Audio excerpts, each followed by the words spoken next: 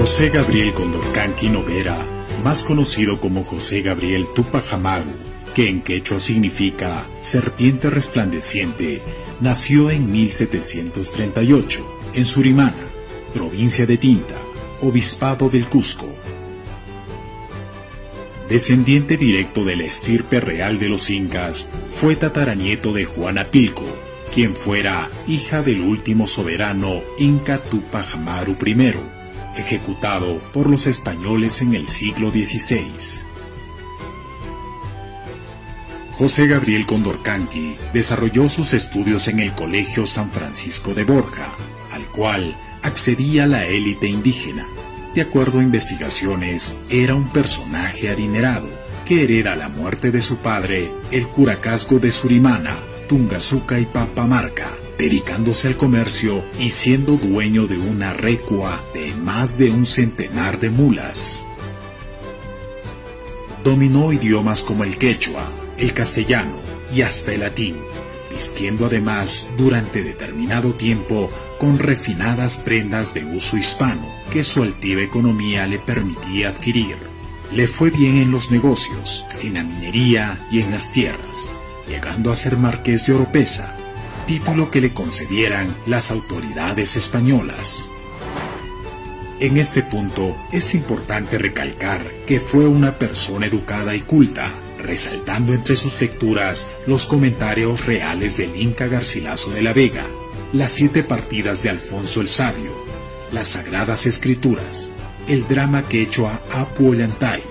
No es de extrañar entonces que en lo posterior, entre sus lecturas, también estuvieran libros y textos de Voltaire y Rousseau, personajes influyentes en la Revolución Francesa.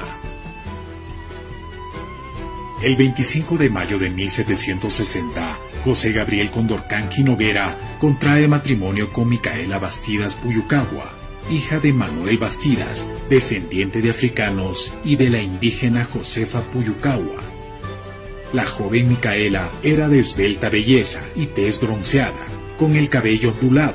Por sus raíces, tanto africanas como amerindias, era conocida como Samba, nombre que se daba en época colonial a las personas producto del mestizaje entre africanos e indígenas.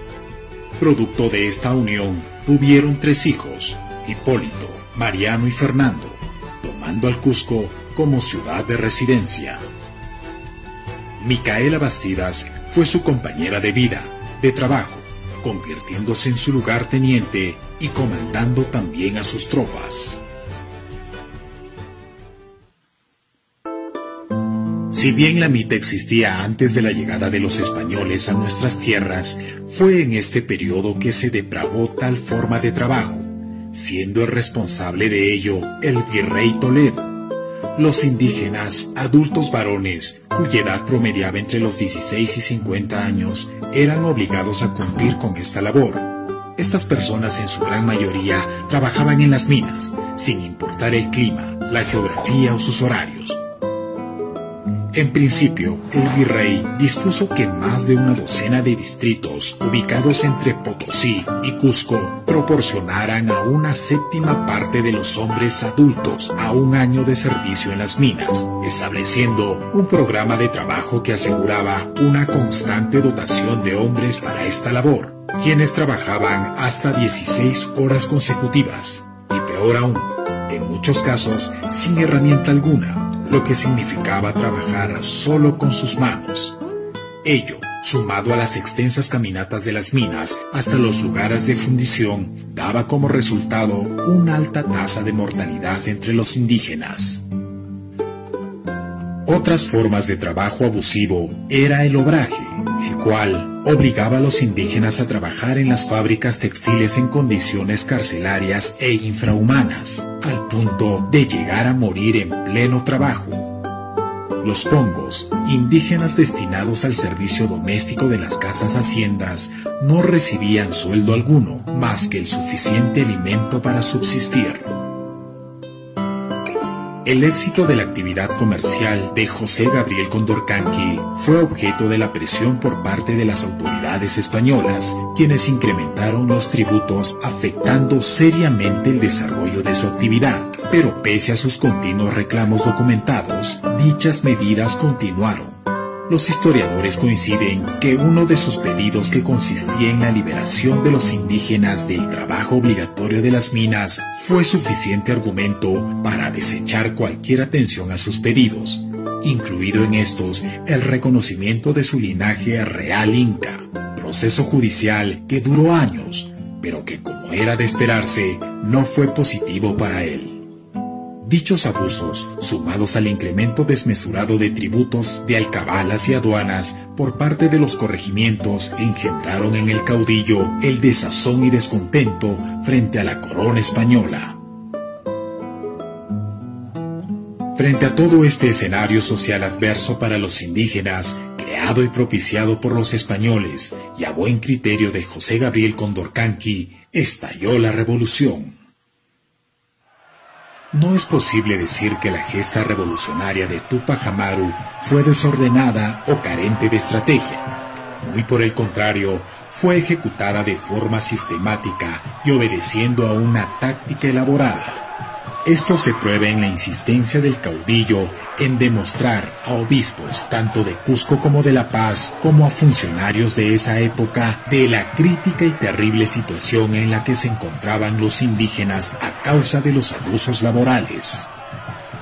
Por otra parte, en sus arengas prometía arremeter contra el entonces corregidor de Canas y Canchis, Antonio Arriaga, ello con dos objetivos fundamentales: para incrementar adeptos a la causa y para atemorizar a los españoles. Promesa que fue cumplida con la captura de Arriaga, ganando con ello mosquetes, mulas y recursos económicos que servirían para la causa, confiscando a su vez tierras y productos a otros corregidores. El 10 de noviembre de 1780 hizo ahorcar en público al corregidor en la plaza de Tungazuca, arengando a sus tropas sobre los objetivos de su movimiento, los cuales eran abolir las mitas y el reparto de efectos y erradicar a los malos corregidores, instando a los indios a unirse a él para alcanzar su propia libertad.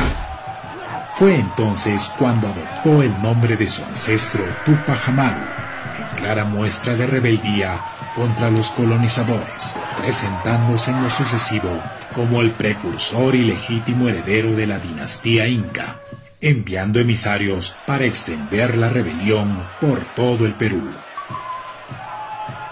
De acuerdo a las tradiciones incaicas, su rebelión se sustentó en una red de parentesco, al ser capaz de movilizar en un primer momento a su propia gente y familiares de Canas y Canchis, posteriormente Quispicanchis, ello debido a que una rama de su familia residía allí.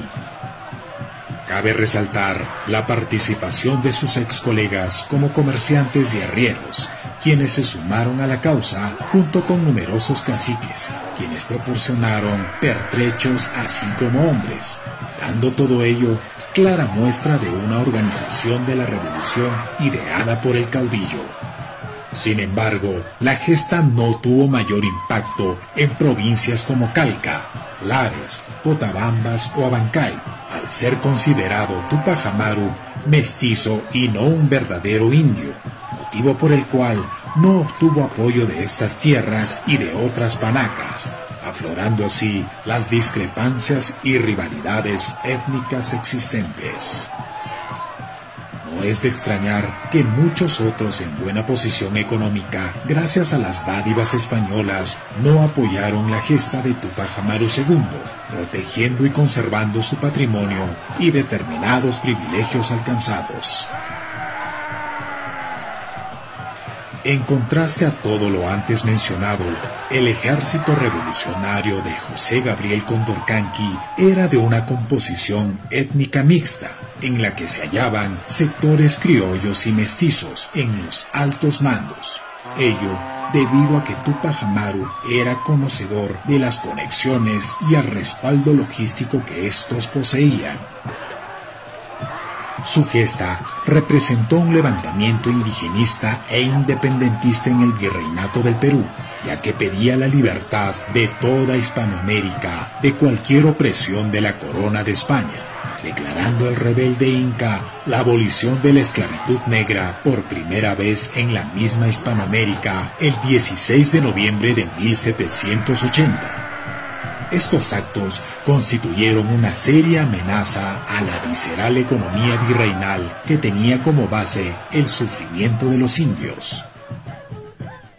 Túpac Amaru se despojó de toda vestimenta europea para vestir como un noble inca, al tiempo de hacer uso de su lengua nativa, el quechua, siendo no solo perseguido, sino también excomulgado por la Iglesia Católica. El 6 de abril de 1781 es capturado y llevado a Cusco. Como era de esperarse, maniatado y encima de una mula, llegó a la ciudad una semana después de su captura. Fue recibido por el redoble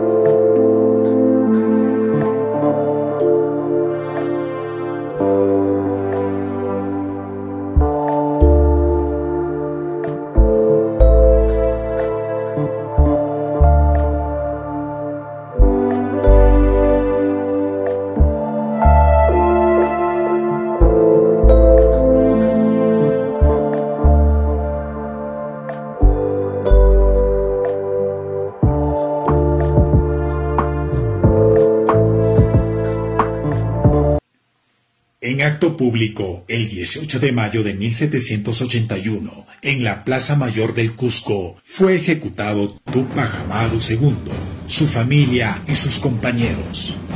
Todos fueron sacados de sus calabozos y metidos en costales para ser arrastrados por caballos hasta llegar a la plaza. Frente al cadalso, Túpac Amaru fue obligado, tal y como precisaba la sentencia, a observar la tortura y ejecución de sus aliados y amigos, su tío, sus dos hijos mayores y finalmente su esposa, a quienes les arrancaron la lengua. Después de esto, los verdugos intentaron descuartizarlo vivo. Un testigo describió así los hechos. Atáronle a las manos y pies 4 lazos, y asidos estos a la cincha de 4 caballos, tiraban 4 mestizos a 4 distintas partes, espectáculo que jamás se había visto en esta ciudad.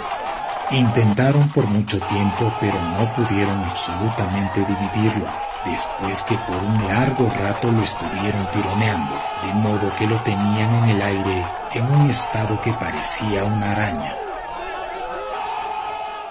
Pero la complexión robusta del Inca no permitió el desprendimiento de sus extremidades. Quedando los verdugos pasmados por tal acontecimiento, decidieron entonces decapitarlo y despedazarlo. En el documento español, distribución de los cuerpos o sus partes de los 9 reos principales de la rebelión, ajusticiados en la plaza de Cusco el 18 de mayo de 1781, reza que la cabeza del caudillo fue colocada en una lanza y exhibida en Cusco y Tinta, sus brazos en Tungazuca y Carabaya y sus piernas en Libitaca, hoy provincia de Chumbivilcas, y en Santa Rosa, hoy provincia de Melgar, Puno.